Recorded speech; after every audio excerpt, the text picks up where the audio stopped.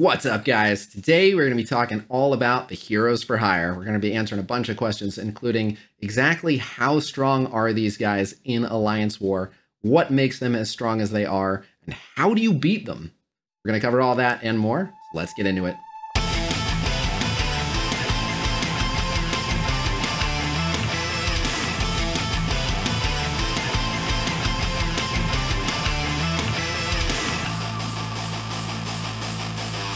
All right, so today we are talking about the heroes for hire.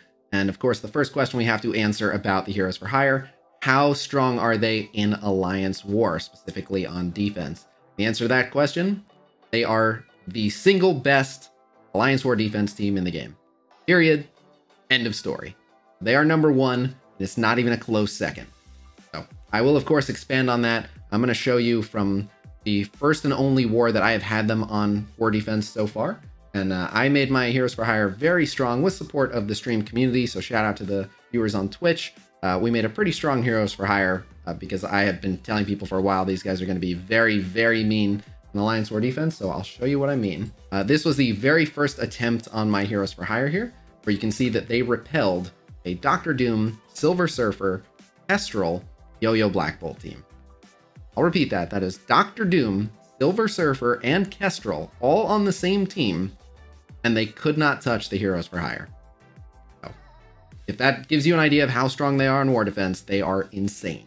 But we're going to be breaking down some footage of them, and I will show you the counter I used to one-shot them. But let's back up and talk about why they're so strong, and of course, why I chose that fifth. So, as you can see, I do have Symbiote Spider-Man as the fifth here.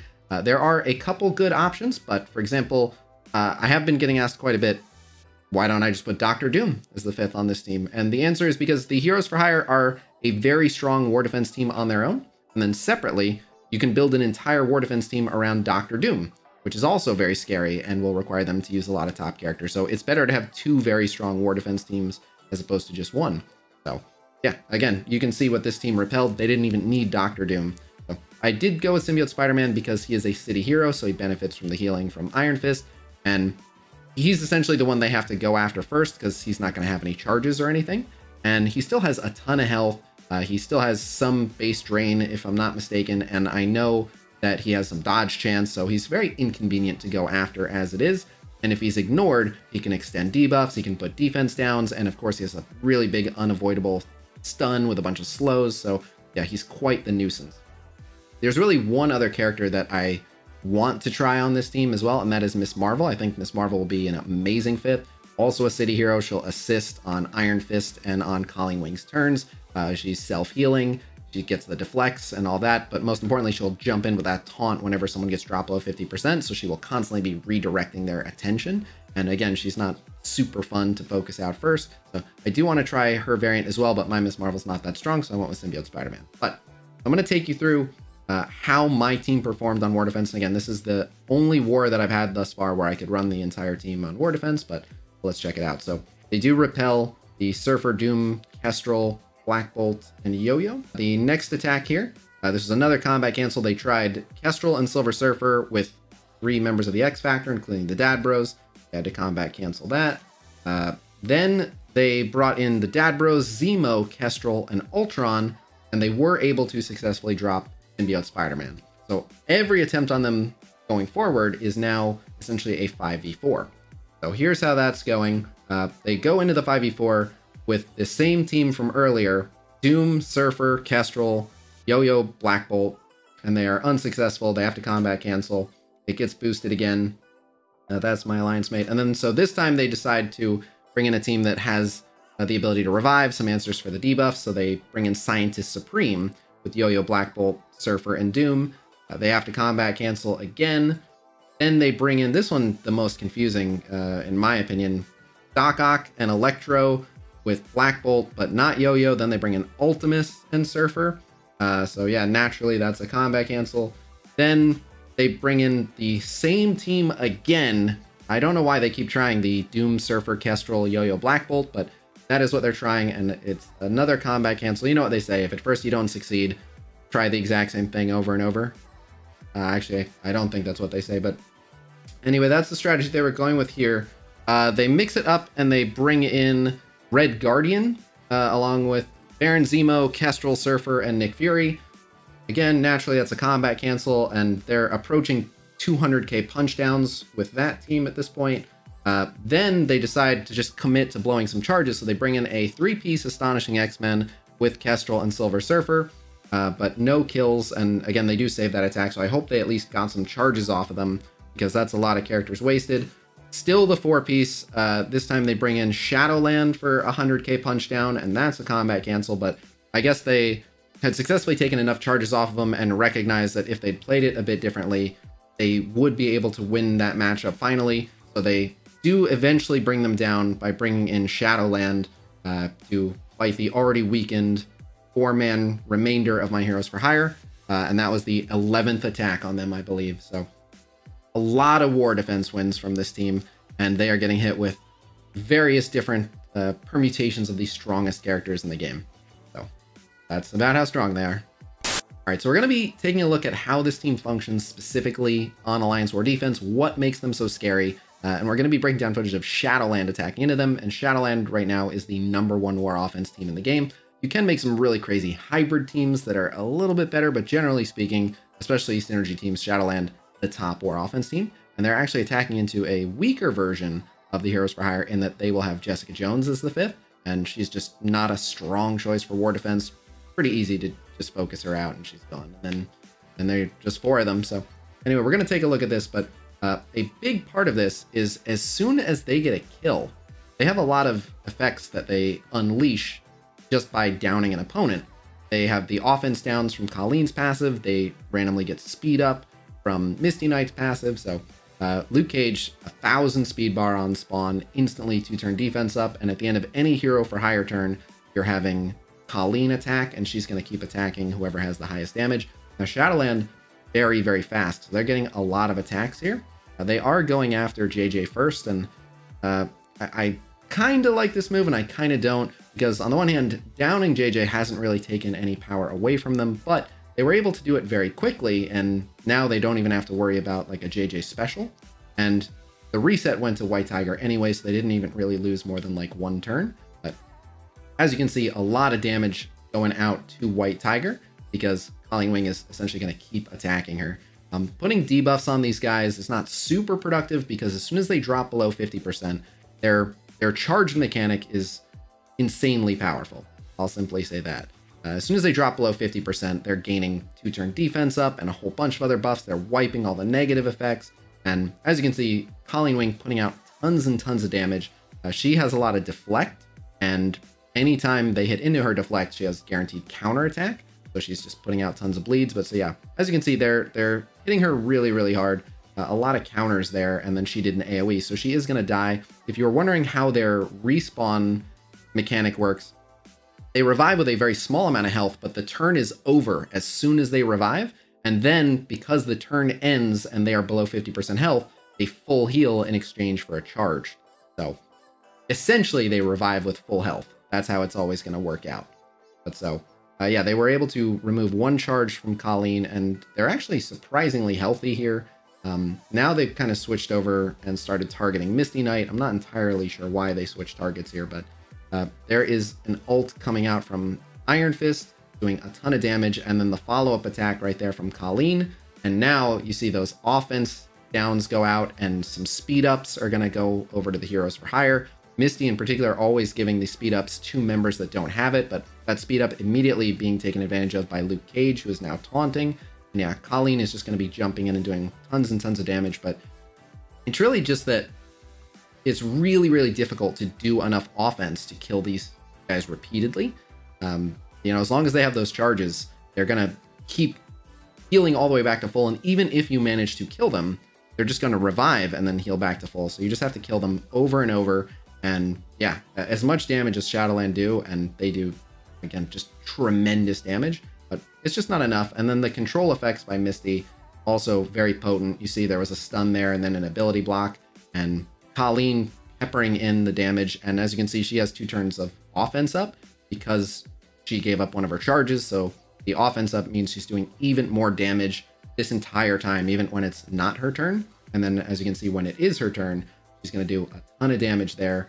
That blows the death proof, and then you always get that assist Interestingly, she actually had someone else targeted because Misty shot a different target, but then someone else took a turn. There's another kill. More offense downs go out, more speed ups going out to the heroes for hire. And then Iron Fist is obviously just doing an insane amount of healing for them with his passive. So they're doing a great job of staying topped off. But yeah, there's not anything that Shadowland could have done to win this matchup. And what's interesting about this matchup is this is footage that the developers put out of this team, and they didn't use ISO 8. Now, ISO 8 would help both teams, so Shadowland would be doing a little bit better, but so would Heroes for Hire. So I can say this, it doesn't make a difference in the match. You can't just have the right ISO 8 and then suddenly Shadowland wins this matchup. They cannot, but yeah, it would have actually been quite a bit more devastating of a showing from Heroes for Hire if they also had the benefit of ISO 8, which we'll get to. But yeah, as you can see, they're not having too much trouble. They've dropped almost everyone, and they just snowball as they get more kills. You can see Colleen still has a charged, Misty still has a charged, Iron Fist still has 2 charged, and I'm pretty sure Luke Cage still has a charged, so they're doing completely fine. And another offense up, Colleen ultimate, tons of damage there. There's going to be an assist from Misty. I believe that's going to drop Daredevil right there, which means it's only Elektra left. And yeah, they're going to go ahead and finish off Elektra here.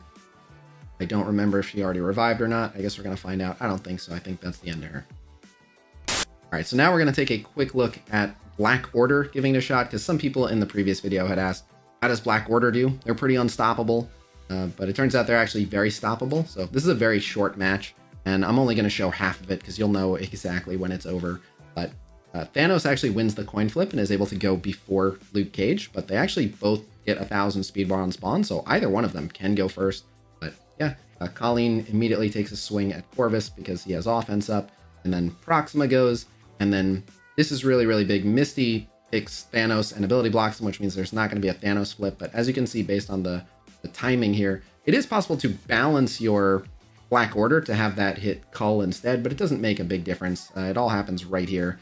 As you can see, really big ultimate coming out from Colleen. Corvus is already dead. Thanos drops as soon as he takes his turn from all the bleeds. And then there's going to be a punch into Cull. And then they're going to, as you can see, Colleen takes out Proxima. And this match is already over.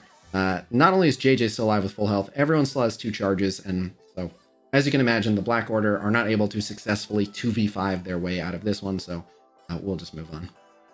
And finally, the most important question we have to answer, how do you beat this team? From everything we've seen, they seem pretty unstoppable, and they are mostly unstoppable, but they can be beaten. So I'm going to show you the team that I used in the same war that we looked at earlier, and here's how I brought them down.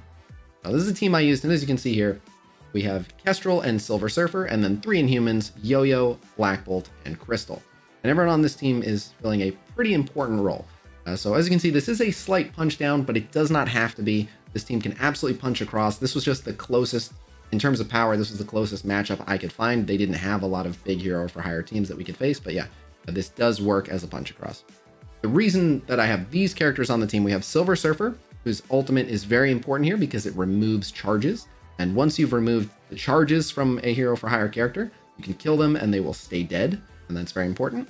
We have Kestrel, who in addition to being just a stellar solo character and a ton of damage, her ultimate, if it successfully kills someone, it prevents revives. Now in the footage that we're going to take a look at here, we do not successfully drop anyone with the Kestrel ult and keep them dead, but a lot of times you will have the opportunity to do that. So while I wasn't able to capitalize on it in this fight, it is a very important aspect that you do want to try to capitalize on, and usually will be able to. And then finally, we have the Inhumans. We have Black Bolt, who anytime he kills someone, whether with his passive or any of his abilities, they cannot revive, which again, blocking revives is really, really important here. And then Yo-Yo and Crystal are here just to essentially keep Black Bolt safe throughout a lot of this. Yo-Yo is providing a lot of offense downs to the enemies, and whenever any Inhuman drops below 50%, she's going to give them 2-turn defense up. And then Crystal's passive is really, really big for safety. Anytime an Inhuman drops below 50%, she is going to remove all their negative effects and heal them for 40% of her max health. I actually powered up my Crystal a bit more after seeing how this fight went, but let's get into the footage here. So Colleen immediately took a swing at Crystal, and then an ability block was put onto Black Bolt, which pretty unfortunate, but he can get rid of debuff, so it's not that big a deal. A really, really big Colleen ultimate, and because Yo-Yo is a protector, she takes a ton of damage. The heal block meant that Crystal was only able to remove negative effects, but not actually heal herself. So yeah, they hit pretty hard, pretty quick. You'll notice I target Colleen here. I want to get rid of Colleen immediately. She is so much damage. Don't want to waste any time. But so I didn't want to press this ult here. And in hindsight, perhaps I should have. I wanted to create more targets that had the defense down. But yeah, this was my first time playing this matchup. I had reason to believe that this team was going to work. But yeah, so as you can see there, without any charges, we're able to take her out pretty quick, even with the Black Bolt basic, and with Colleen down, feeling a lot safer. But yeah, the Inhumans are already kind of on death's door. They've taken a lot of damage. The stun on Black Bolt, very unfortunate. And then a really big Ghost ult instantly kills Crystal as well as Yo-Yo. So that's rough. We essentially have to fight this out in a 2v4. But we got rid of Colleen, which means we've got some time to work. So I was considering using the Kestrel ult there as well, because it would have removed all those positive effects. And that is a lot of positive effects. But I decided to save it because it's on a very long cooldown, and I wanted to make sure that I could use it to actually finish someone off. So then I get rid of his heal block. Unfortunately, I don't have anyone applying vulnerables for him, which would have been really big. And yet again, I could have used this ult to remove the taunt, and it's possible that I should have, but I wanted to save it because it's a long cooldown. So I go ahead and use her basic. Iron Fist chains into the two of them. Get rid of that defense down again, but because he had defense down, another shot was taken at him. Black Bolt almost dead here. The taunt still up on this guy, but finally I'm able to steal all those positive effects with Surfer. Surfer's all the way ramped up now. He has all his speed, so Black Bolt fortunate to survive until he was able to use his ultimate, but he would have been able to use it sooner if he hadn't been stunned, so just kind of making up for the RNG we had in the first place with him being delayed a turn on that, and then stealing more positive effects from Surfer, really, really big.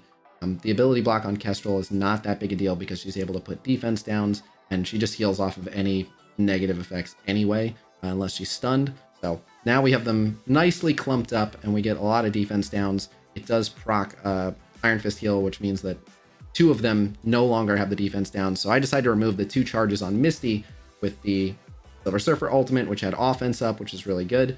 And then I think I finally do pop this here. Yeah, and I decided just one-shot Iron Fist. So we actually had chewed through all of his charges, but it didn't matter. I was going to use that whether he had charges or not, and it would have killed him whether he had charges or not, and that's the beauty of it.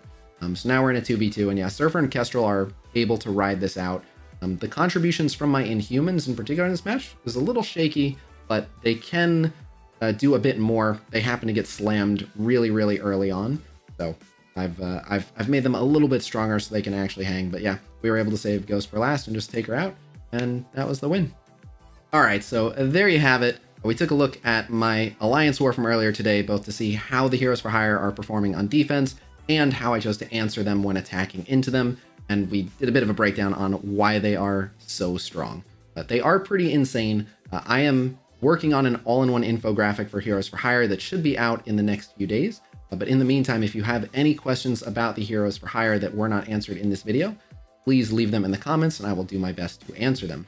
Otherwise, though, that is all I've got for you guys today.